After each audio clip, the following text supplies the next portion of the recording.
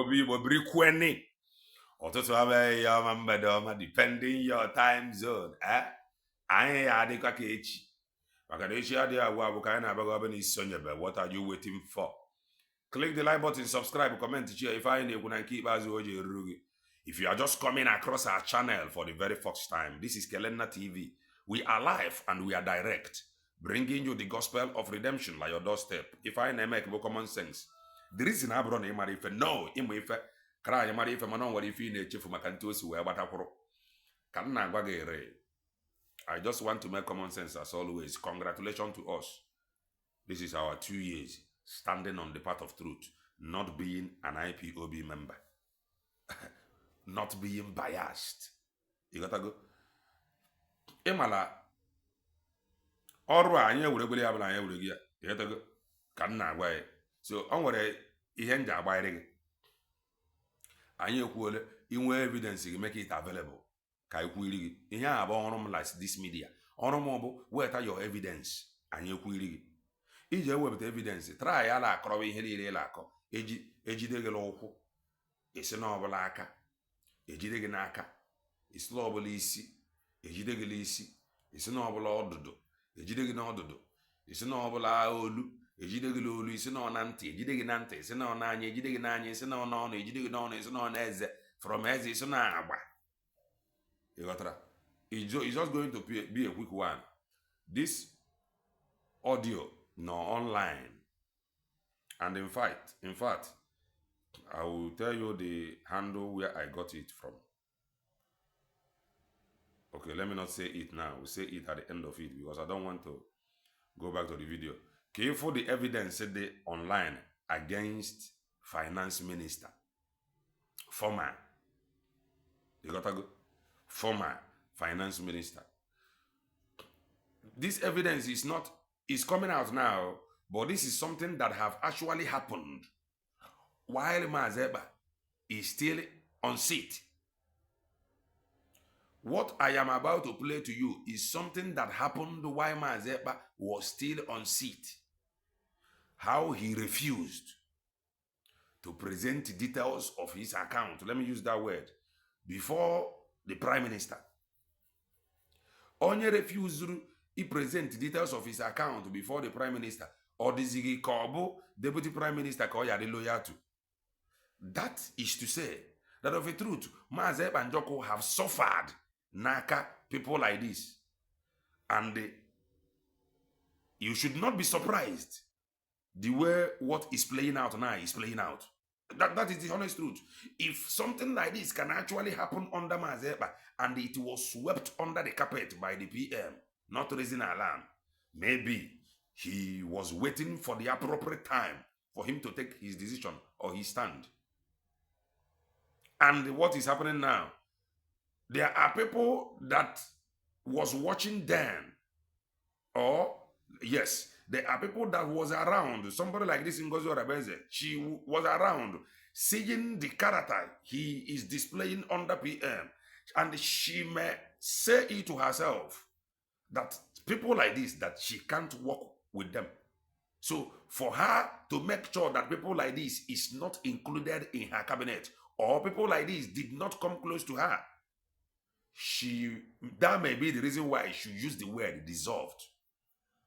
And this may be the reason she have to relieve some people of their duties because she can't work with them, because under the PM, these people have disobeyed the PM. Or they can, that disobedience, continue to work with them. Let us go. Hear the video. This video contains the picture of Sonia Barawa, finance minister, and Chiamaka Ajere. Look at it. I think I got this video from QTV. Let's go. 8 million. New Dimension Financial Secretary. Get your earphone. Get your earphone. Get your earphone. Pay attention. Listen to it very well. 8 million. New Nation Financial Secretary was able to present the new dimension.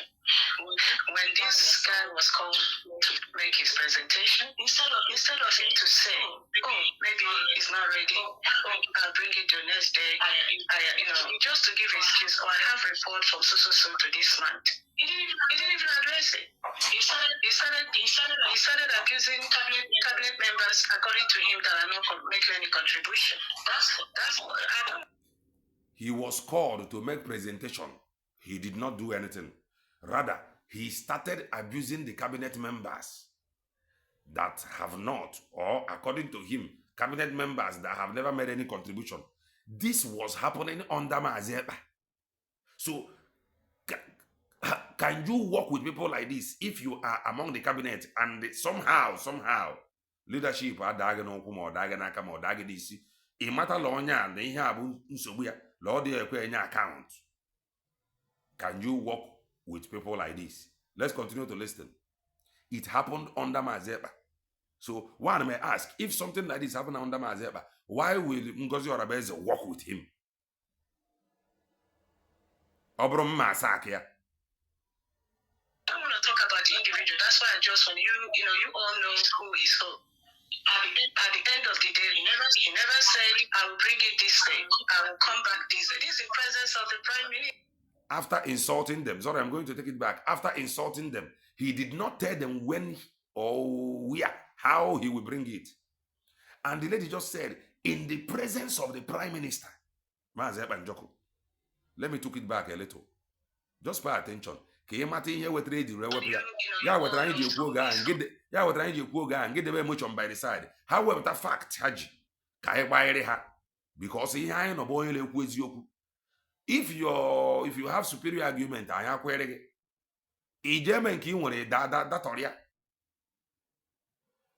So, at the end of the day, he never said, "I will bring it this day. I will come back this day." This is the presence of the Prime Minister. Why am I saying this? When you hear, you will think the trouble is because Prime Minister is not here. He is very uncontrollable. Did you hear that? When you hear this problem, so to some of you, when you hear this problem, you will think it is because the Prime Minister is not around. No, he is very uncontrollable. Who will now work with somebody that is uncontrollable? Now, to some of you, you are taking side. We are basing our analysis based on the information we have in the media. Nkere de la security, I am not a member of IPOB. You got to go now. I am basing my analysis based on the information de la public space, which you yourself can equally do the same. He is uncontrollable. When you hear the problem, you will think it's because the Prime Minister is not around. You hear them twisting it. Oh, you are removing the people Prime Minister appointed. Oh, you are doing account to Finland police. Oh, you want hunger to kill the men on ground. That is why you postpone fundraising. Oh, you are removing Mazi Simon Ekpa right-hand man. This is all about it. He is uncontrollable. Right from PM on here, Ngozi Orabeze, can you work with such person? The answer is no. Uncontrollable people. Let's continue to listen. So he was given an opportunity to present the financial report. He never did, and he never wanted to do that. So again, what I'm saying, something is financial report. He could not tender it. He could not. Financial report.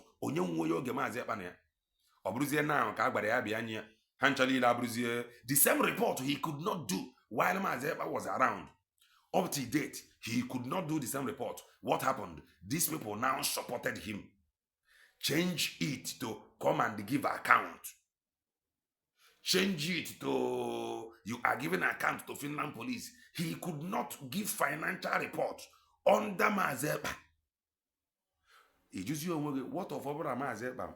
Just know based on last year, la media. But decide is a opportunity. Sure, this uncontrollable Ndibos. Bataralima, Mbelile, Ijimogwa. Bane anya gole jigilogwa, Ikweku. Nyeni anyị report ka anyị mara ego ejigoro ụgwọ under Maazị Ekpa ikwedi ekwu under this Ngozi Orabueze yet ikwe ekwu Biafra igobidiri isi big man igobidiri isi ordinary report yet he said if not me give us report how you have been going ikwedi enye report. Let's continue. It's being done by Biafrans in the US. Now the story is being changed. Something is being done by the Biafrans in the US. Now the story is changing. Biafrans in US can no longer take his uncontrollable character. Then what happened? Biafrans in the US is doing something. The story is now changing. So rapping here for an acroge, oh, Maazị Ekpa is not around. You want him to give account. But he could not do them while Maazị Ekpa was around. So, lawfully, know what is happening. You will think it is because Maazị Ekpa is not around. He has been like this. He have uncontrollable character. He is uncontrollable. How can you now work with somebody you cannot control? No wonder the chief of staff is saying you must bow to the instruction of Maazị Ekpa. She can't take it no more. So some of you may even be surprised. Why did she use the word dissolved? She can't take it no more with uncontrollable people. Or what is he will put dissolve, including her herself being inside, or dissolve where because she can no longer take it. The same thing the PM take. Also, the man take we can we take you or one dissolve all there. Can we take your one or any account to a buffer also? Ono check we are sabo boni asabo. Can we take ya? Come on, Jebren your one. He has uncontrollable character. Under the PM, he has uncontrollable character. And this is why Ngozi Orabueze Juwena Bamba that he must bow by the instruction of the PM. Let me see if I can see the video that I just played in my other broadcast and play it. Kigota ebi well on maasi. To some of you Japutala media cover announce it. I saw the video in the same Simon Ekpa Akparawa's account. Let me play it. The reason this woman is this angry. Remember, I played you the other video. Hear this one. You will now see the reason she is this angry. Because this man that has uncontrollable character has been like this under Maazị Ekpa. And for her to take her stand, she must tell it to his face. You must bow. Hear her.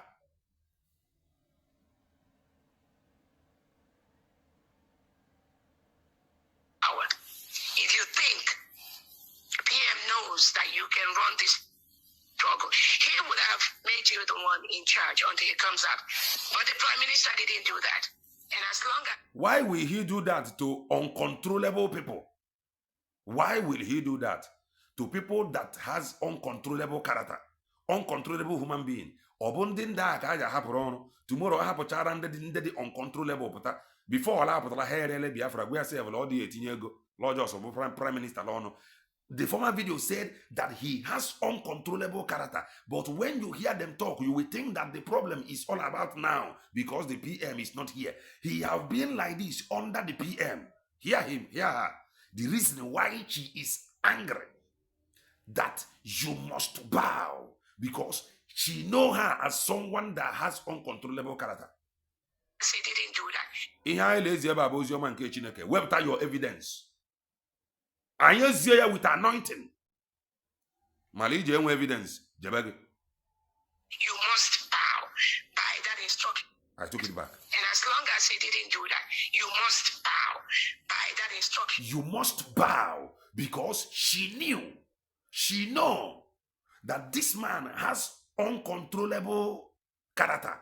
The man is uncontrollable human being. So she is making it very clear that she must bow by that instruction of Maazị Ekpa. Let me take it back and play you the other video. Put the dots together. We side nobody. We are only on the path of truth. And that is why this is our 2 years here, standing on the path of truth. And onye ọbụla chọrọ ka ọ kwatuo aka ntu eluigwe bie gị aka n'ala, bie your generation aka n'ala, because anyị akpọbeghị gị onye ori, anyị akọjabeghị gị, onwe bụ onye anyị megidere. Onye ọbụla chọrọ ịkwatu aka ntu eluigwe maa gị ihu na mkpume. Ndị ọjọọ ihe small thing will relate to is here. Present account. You have uncontrollable character right from under Mazeba. Olaka manage if you lose your onye ọbụla ya manage into a onye lachadiri moto.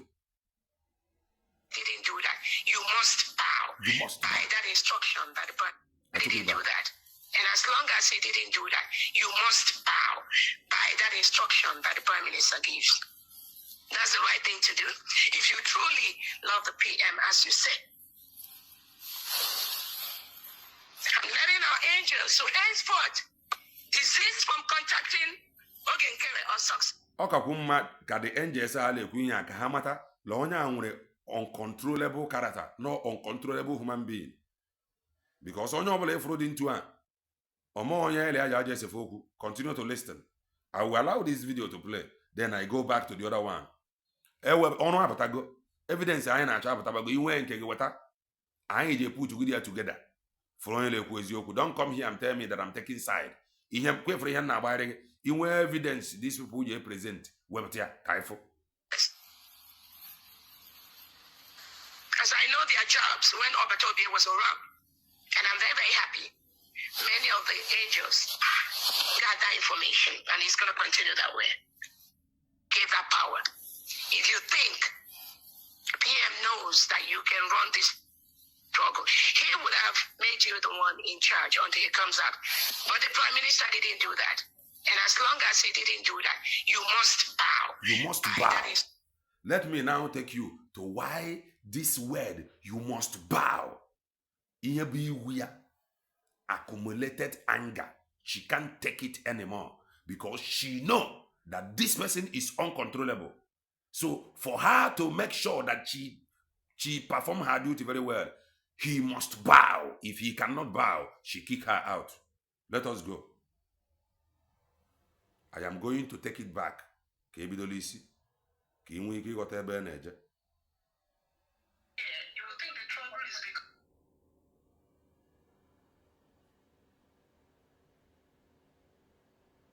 Okay, just pay attention. Hope you listen to I played this one before to some extent. I played another one where the Ngozi Orabeze used the word you must bow. Put the doors together right from Bama Zebania till now. Obroge Ijanokon with only the uncontrollable. Let's go. Pay attention. I'm not going to talk. New Dimension Financial Secretary was able to present a new dimension.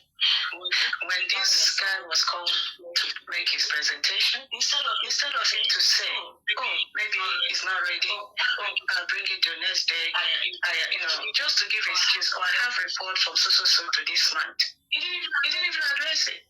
He started accusing cabinet members, according to him, that are not making any contribution. That's I don't want to talk about the individual. That's why I just want you all know who is who.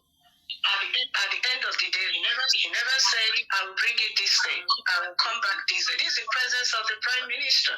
Why am I saying this? When you hear, you will think the trouble is because Prime Minister is not here. He is very.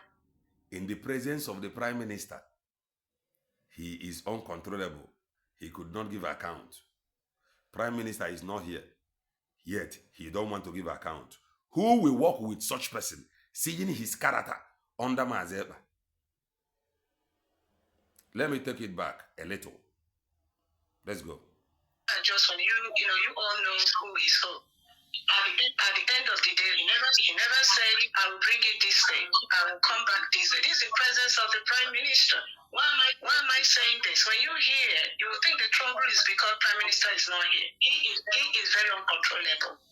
So he was given opportunity to present a financial report. He never did, and he never wanted to do that.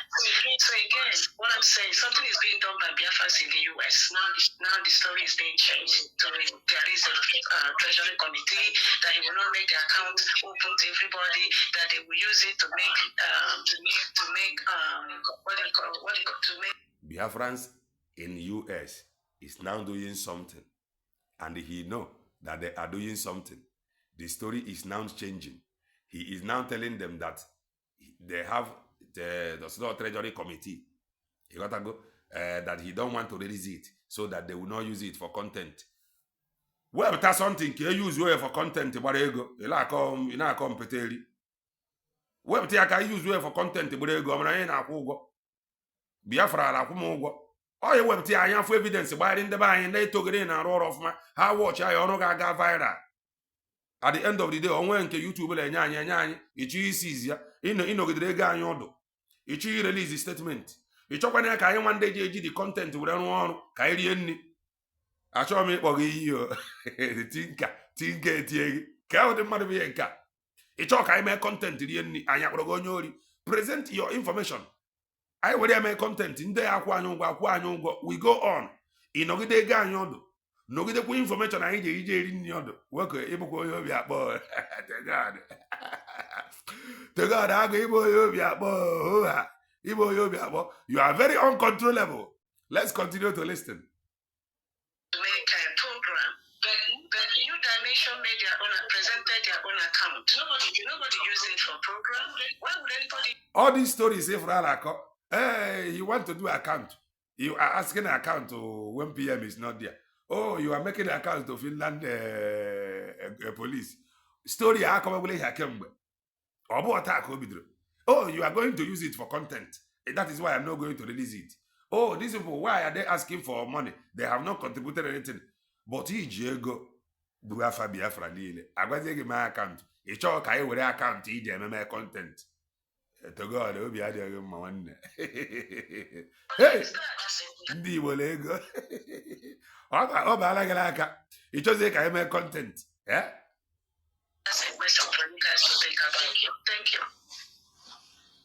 Let us go and listen to him. There is another video here. Maybe this is his video. Let me play it. This has set up the government account. We have a Treasury committee. The Treasury committee know how much in the account, the flow, transaction, and everything. People that I think I'm just saying it for the... Because the Biafrans, remember the other video, because he now know that the Biafrans in US is doing something. Treasury committee. I hope you remember the video I played before. Let's continue to listen. For the first time now. We have a Treasury committee. What? He is now saying it for the first time. But he don't want to give report of the account to the cabinet. Because he now find out that the Biafrans in US is doing something. Or Treasury committee. Listen. What do I say? Treasury committee. Mm-hmm. So even if there's a problem, there's an answer.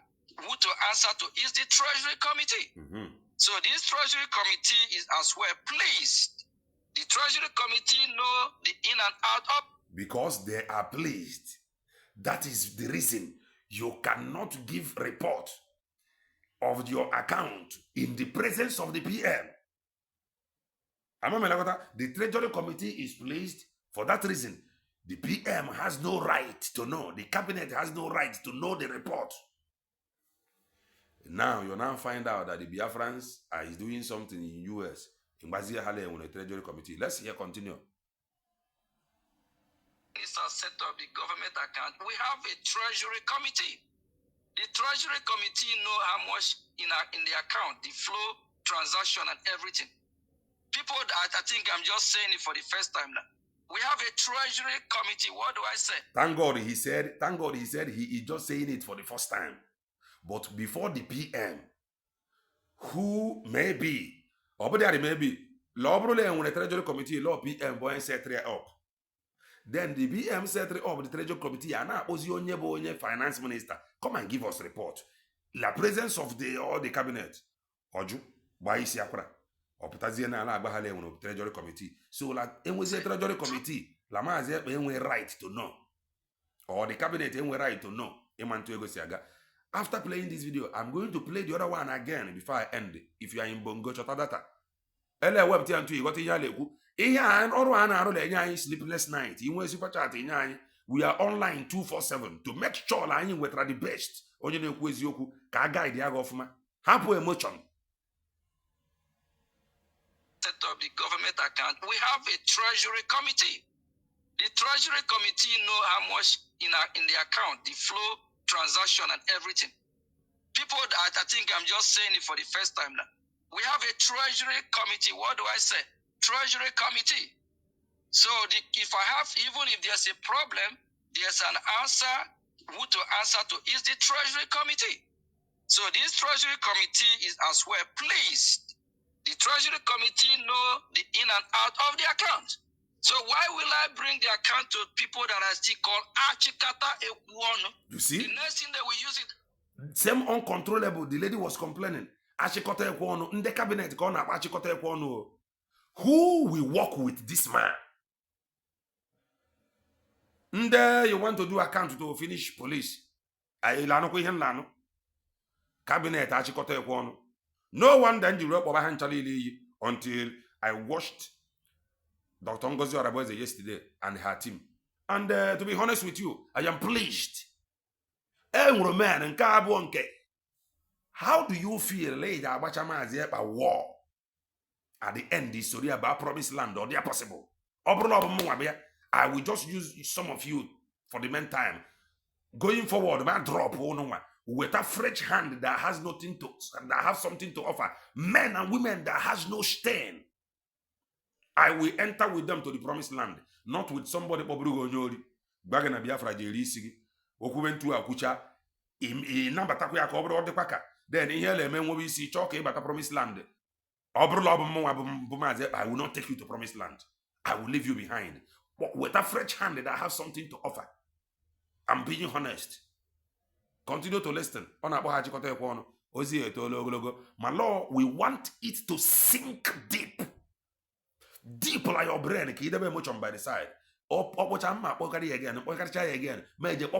that lady again. Ki with a balance in it. Debe much on by the side. And do program. The next thing that we bring it to public. Public will know what we have in our account. They will know what is going on there. All I'm doing is to protect the account. And I have a reason why I'm doing that. I think I have more. Set up the government account. We have a treasury committee. The treasury committee know how much in the account, the flow, transaction, and everything. People that I think I'm just saying it for the first time now. We have a treasury committee. What do I say? Treasury committee. So if I have, even if there's a problem, there's an answer.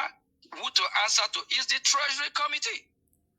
The treasury committee is bigger than the PM.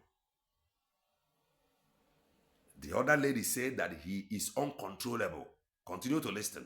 We will revisit that video. Balance.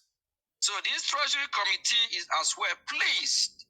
The treasury committee know the in and out of the account. So why will I bring the account to people that are still called Achikata Ekuono? The next thing they will use it and do program. The next thing they will bring it to public. Public will know what we have in our account. They will know what is going on there. All I'm doing is to protect the account. And I have a reason why I'm doing that. I think I have more. I think the reason. Let us revisit where that lady said that he has uncontrollable character or he is uncontrollable. Let us go.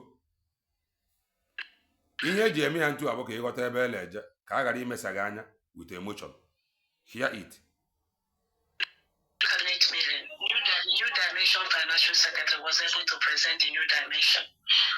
When this guy was called to make his presentation, instead of him to say, "Oh, maybe he's not ready. Oh, I'll bring it the next day," just to give an excuse, "Oh, I have a report from so to this month." He didn't even address it. He started abusing cabinet members according to him that are not making any contribution. That's what I don't want to talk about the individual. That's why I just want. He started abusing them. You hear him calling them achịkọta ekwe ọnụ. You all know who is who. At the end of the day, he never said, "I will bring it this day. I will come back this day." This is the presence of the Prime Minister. In the presence of the Prime Minister, he called them achịkọta ekwe ọnụ. No, not that he called them achịkọta ekwe ọnụ. He refused to give a report in the presence of the Prime Minister. Here, he is telling you that he has financial committee or treasury committee. That the treasury committee know everything, but the PM cannot know it. With such a person. Let's go. Why am I saying this? When you hear, you will think the trouble is because Prime Minister is not here. He is very uncontrollable. So he was given opportunity to present the financial report. He never did, and he never wanted to do that. So again, what I'm saying, something is being done by Biafrans in the US. Now this story is being changed. Because of that thing that is being done by the Biafrans in US, the story is now changing. And what is changing? He is now telling you that they were a treasury committee. I took it back a little. Pay attention. Done by Biafrans in the US. Now the story is being changed. So there is a treasury committee that he will not make the account open to everybody. That they will use it to make a program. But you that. Ọchọ ka iri nri ọ na-edebere anyị ego mgbe anyị rịpọtụ ego dị gara aka ọjụla ọma nye anyị rịpọtụ ka anyị gara iji eme kọntentị rie nri mana ego dị ala aka ọ na-akwụ anyị ụgwọ. Sorry about that. Ọ na-akwụ anyị ụgwọ. Dimension made presented their own account. Nobody used it for program. Why would anybody use that? That's a question for you guys to think about. Thank you. I think you have had it all. Ka Chineke mezie okwu a nye gị understanding na ha eze Chiteoke Abiama ise